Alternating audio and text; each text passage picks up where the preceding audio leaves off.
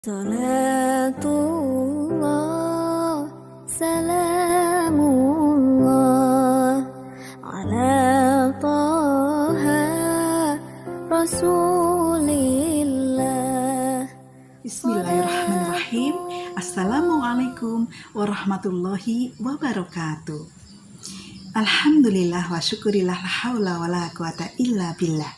Puji syukur kehadirat Allah Subhanahu wa taala atas nikmat iman, nikmat Islam, nikmat sehat, nikmat sampai kita dipertemukan dengan bulan Ramadan yang penuh kemuliaan ini adalah karunia Allah yang luar biasa yang patut kita syukuri bersama. Tak lupa, salawat dan salam semoga senantiasa Allah curahkan kepada suri tauladan kita, yaitu Nabi besar Muhammad Sallallahu Alaihi Wasallam, keluarganya, para sahabat dan juga pengikutnya yang senantiasa istiqomah di jalan Allah sampai dengan akhir kelak. Bapak Ibu pemirsa channel 8 yang dirahmati Allah, pada kesempatan Kultum Ramadan sore hari ini bertemakan tentang manajemen marah. Bapak Ibu semua, pernahkah marah? Mungkin akan dijawab semuanya, pernah. Mungkin kita marah kepada pasangan kita, kepada suami atau istri kita, kepada anak kita, kepada teman kita, atau kepada tetangga kita, atau bahkan marah kepada diri sendiri. Nah, marah ini adalah perasaan tidak suka, perasaan berang, perasaan gusar yang muncul karena ada kondisi yang tidak kita sukai. Ada sesuatu yang muncul, keadaan yang tidak sesuai dengan apa yang kita inginkan, apa yang kita harapkan, yang membuat hati kita menjadi sakit, hati kita menjadi jengkel, hati kita menjadi tidak nyaman. Nah, secara zahir bahwa seseorang yang marah itu akan terlihat dari raut muka yang mungkin memerah, atau mata yang memerah, atau dari otot-otot yang terlihat semakin menegang, ya, atau dari kata-kata yang keluar dari mulut yang kata-kata kotor, kata-kata kasar, kata-kata yang mungkin berisi tentang caci maki, berisi tentang sesuatu yang mungkin membuat orang lain menjadi terluka hatinya, ya. Jadi secara zahir, ya, orang yang marah itu, ya, dari raut muka juga terlihat cemberut gitu, ya, susah untuk bisa tersenyum gitu, ya. Mungkin jadi keringatnya juga bisa bercucuran lebih banyak gitu, ya. Jadi orang yang marah ini adalah orang yang kalau dilihat itu bisa jadi menakutkan, Bapak Ibu. Kalau kita mungkin bisa memvideo ketika kita sedang marah, atau tanpa sengaja kita melihat orang marah, mungkin ada perasaan takut, ya, melihat orang yang sedang marah, begitu. Nah, emosi marah ini Allah karuniakan kepada kita sejak kita lahir. Jadi setiap manusia yang lahir ke muka bumi ini Allah sudah juga karuniakan dengan berbagai macam emosi. Jadi sesuai dengan fitrah manusia marah itu. Hanya saja sebagai seorang muslim, maka marah kita harus marah yang bisa dikendalikan, marah yang terpuji. Jangan sampai marah yang membuat Allah menjadi membenci kita menjadi hamba Allah yang durhaka, dan Allah menjadi tidak ridho kepada kita. Nah, ketika marah, ya, banyak sekali, ya, tuntunan dari baik itu dari Al-Quran maupun hadis Nabi, ya, apa yang harus kita lakukan ketika muncul marah itu. Yang pertama, kita harus banyak-banyak beristighfar, ya. Jadi astaghfirullahaladzim, ya. Jadi dengan bacaan istighfar tadi, insya Allah akan membuat hati dan pikiran kita menjadi lebih tenang dan lebih jernih. Dan kedua, kita harus berlindung kepada Allah, ya, dari godaan syaitan yang terkutuk, ya. Kita harus membaca ta'awud, ya, a'udzubillahi minasyaitonirrajim, ya. Jadi kita berlindung kepada Allah dari gangguan syaitan yang terkutuk. Marah berasal dari syaitan yang akan menjerumuskan kita ke jalan kesesatan. Maka kita supaya terlindung dari godaan syaitan, maka kita harus berlindung kepada Allah. Kemudian yang ketiga adalah kita diam, ya, kita diam supaya kita bisa menjaga lisan kita. Ketika seorang marah, biasanya akan tidak bisa menjaga kata-kata yang keluar dari mulutnya.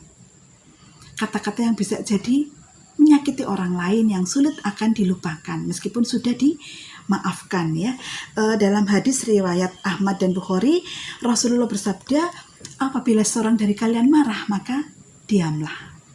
Insya Allah dengan diam kita bisa menjaga mulut kita supaya terhindar dari kata-kata yang menzolimi orang lain. Kemudian yang bisa kita lakukan lagi ketika muncul emosi marah supaya tidak berlebihan adalah dengan berganti posisi ke yang lebih rendah. Hadis riwayat Abu Daud, ya, Rasulullah bersabda, bila salah satu di antara kalian marah saat berdiri maka duduklah. Jikalau dengan duduk masih marah, maka berbaringlah. Jadi dengan merubah posisi kita, ya. Orang yang marah biasanya orang yang merasa diri lebih tinggi dibanding orang lain, sehingga segala sesuatu yang diinginkan harus sesuai dengan apa yang diinginkan. Jadi ketika sesuatu itu tidak sesuai dengan apa yang diinginkan, maka cenderung orang yang sombong tadi akan gampang marah.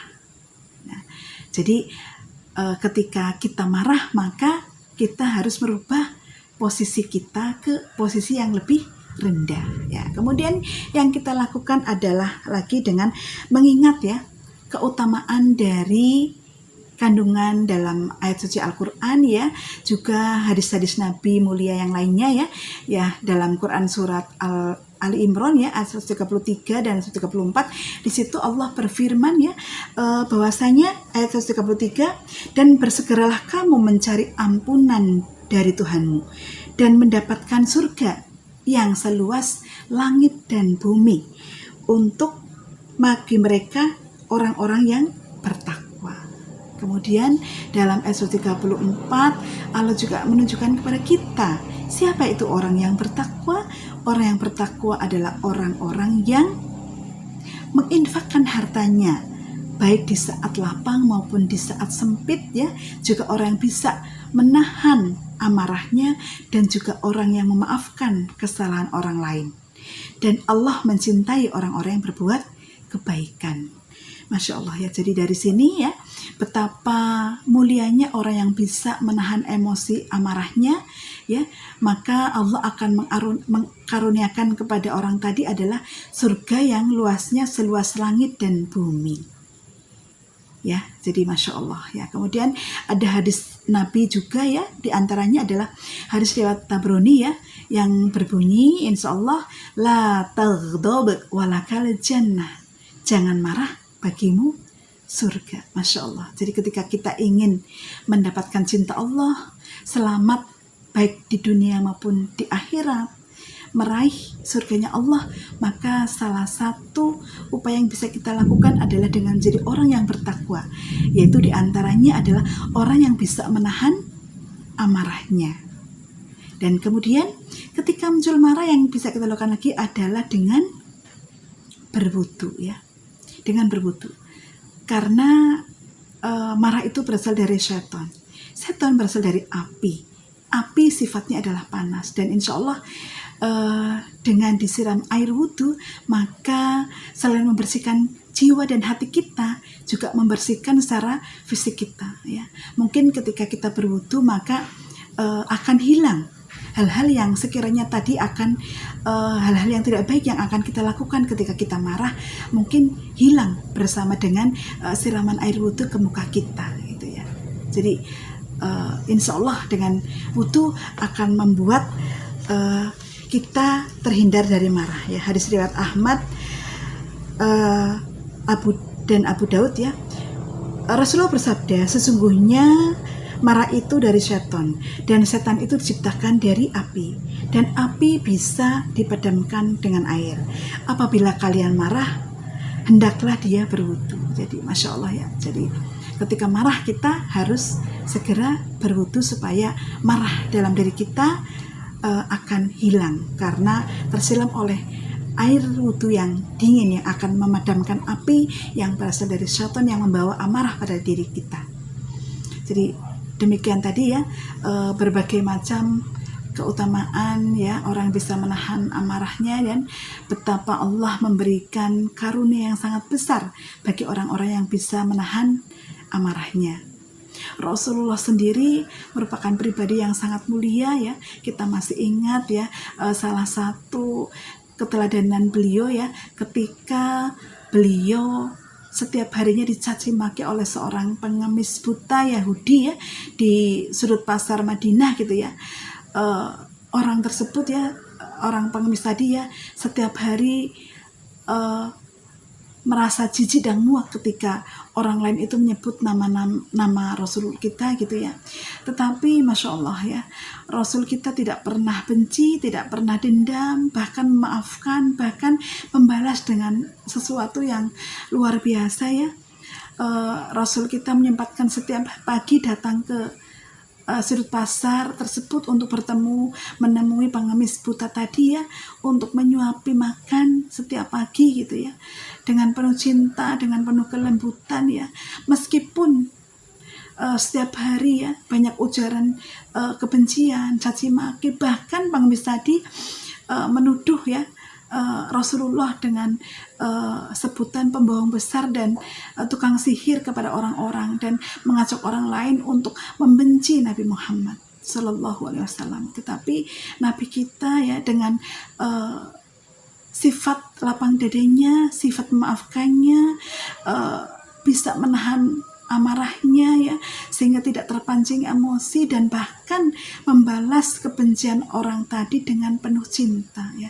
Masya Allah ya, semoga kita bisa meneladani keteladanan Nabi kita ya, dan semoga Allah membimbing kita untuk menjadi hamba Allah yang bisa menahan emosi amarah kita gitu ya, supaya kita tidak menjadi golongan-golongan orang yang rugi, orang yang menzolimi ya, baik kepada diri sendiri maupun kepada orang lain. Meskipun ini tidak mudah, tetapi kita tidak ada kata putus asa, kita bersemangat dan terus berlatih dari hari ke hari, dari waktu ke waktu, dan insya Allah semoga pada akhirnya nanti kita menjadi hamba Allah yang bisa menahan emosi amarah kita. Demikian yang bisa saya sampaikan. Segala kebenaran datangnya dari Allah, segala kekurangan dari saya pribadi. Mohon maaf apabila ada kata-kata yang tanpa sengaja, tanpa saya sadari melukai hati Bapak Ibu semua. Mohon maaf lahir dan batin. Demikian, billahi taufiq wal hidayah. Wassalamualaikum warahmatullahi wabarakatuh.